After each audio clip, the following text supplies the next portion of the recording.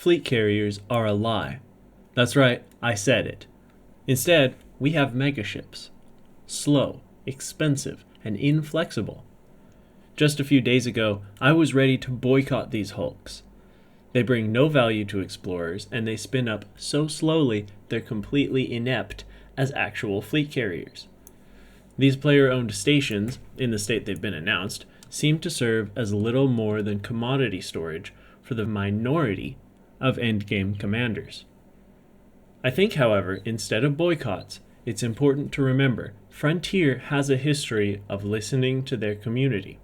For example, FDev once lowered fuel prices, and more recently, they made changes to the FSS planetary scanning system. So here are some issues I'd like to point out now and keep an eye on as we move forward.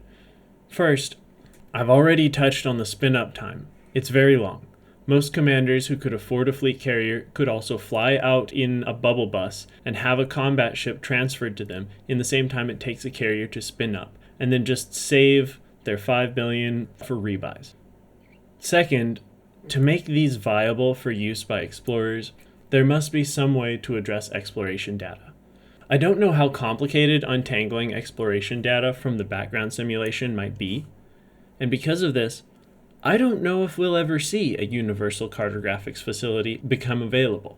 However, a suitable alternative might be a databank facility in which you can store your findings until you return to human-occupied space. Third, these ships are inflexible. It looks like, right now, we cannot choose to offer a specific ship or to sell specific modules by type and rating. Why must we haul the dead weight of an entire ship or module package when we're only going to be selling one or two of the set? And finally, upkeep cost.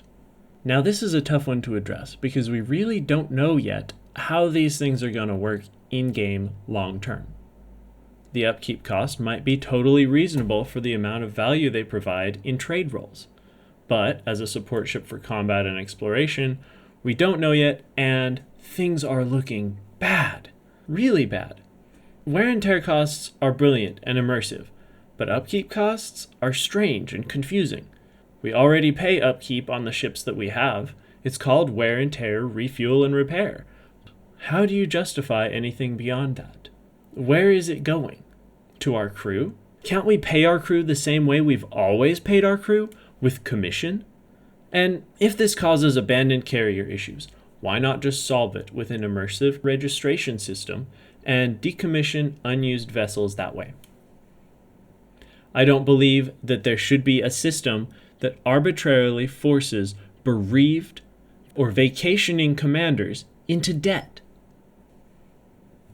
In closing, the only argument I've seen for fleet carriers, as they are today, is I did the grind, now you. But I find it hard to believe that the message of fleet carriers ends with, from Frontier with love, get good, lol.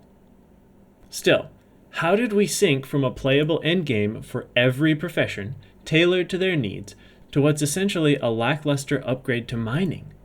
I think it's clear that the content is only 80% finished, and right now, only slightly effective, serving a tiny portion of the endgame players, and now, all we need is the final, and most important, 20% of the content.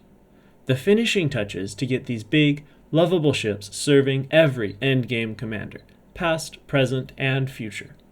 That's why I encourage you to play the beta, give honest feedback however you can, and help the only people working on these magnificent megaships build for you some fantastic fleet carriers.